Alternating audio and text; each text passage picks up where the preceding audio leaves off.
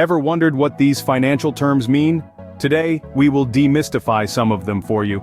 From insider trading to venture capital, a whole alphabet soup of terms is used in the finance world. These terms might seem intimidating, but don't worry. We're here to break them down into bite-sized pieces. By the end of this video, you'll have a solid understanding of these essential financial concepts. So without further ado, let's dive into the world of finance and decode some commonly used terms. First up, insider trading. It's when corporate insiders trade stocks based on non-public information. It's illegal and can lead to hefty fines. Trading on such privileged information isn't playing fair and can tarnish the integrity of the markets. Next, we have the interest coverage ratio. This is a measure of a company's ability to cover its interest expenses with its earnings before interest and taxes. Think of it as a stress test for a company's financial durability. Now, on to investment grade. This term refers to bonds that are rated by credit rating agencies as being of high quality and low risk. These are the kind of bonds you can sleep easy at night holding. But not all bonds are created equal. That brings us to junk bonds. These are bonds with high yields due to their high risk.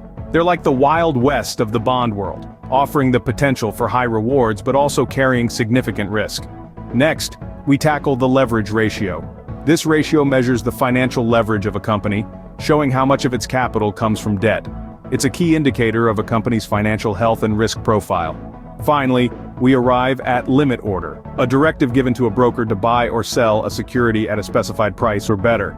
It's like setting your GPS to the price you want, and then waiting for the market to get you there. With these terms, you're now well on your way to understanding finance jargon. Moving on, let's talk about market capitalization. It's the total market value of a company's outstanding shares of stock. Up next, market order, which is an order to buy or sell a security at the best available price. Then we have maturity, the date on which the life of a financial instrument ends. Net asset value, or NAV, represents a fund's per-share market value. Operating margin shows what proportion of revenue is left over after paying for variable costs. Now let's discuss the PE ratio, or price-to-earnings ratio, a valuation ratio of a company's current share price compared to its per-share earnings. Preferred stock, on the other hand, represents some degree of ownership in a company, but usually doesn't come with the same voting rights. The price-to-book ratio, or PB ratio, compares a company's market value to its book value. Similarly, the price-to-sales ratio, or PS ratio, compares a company's stock price to its revenues. Lastly, principal refers to the original sum of money borrowed in a loan, or put into an investment. These terms are key to understanding the stock market and making informed investment decisions. Next up, recession. It's a period of temporary economic decline during which trade and industrial activity are reduced. This typically occurs when there's a widespread drop in spending, often triggered by economic triggers such as inflation or high interest rates. Moving on, we have the REIT, or Real Estate Investment Trust. This is a company that owns, operates, or finances income-generating real estate.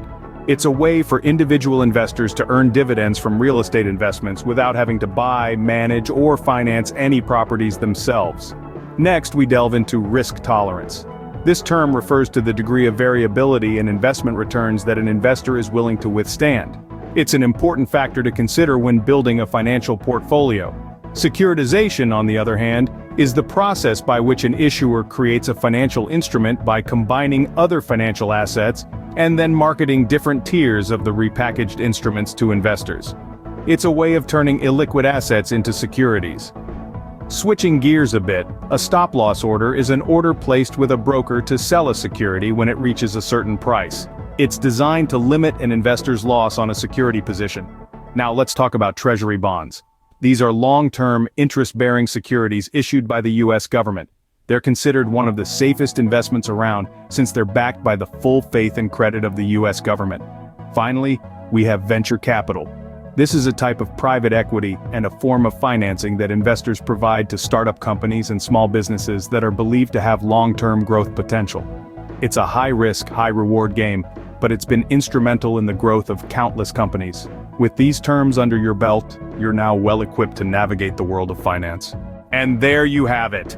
These are some of the most commonly used financial terms. Grasping these concepts can significantly bolster your financial acumen, aiding in astute decision-making. Remember, knowledge is power. Stay informed, stay ahead. Thanks for watching.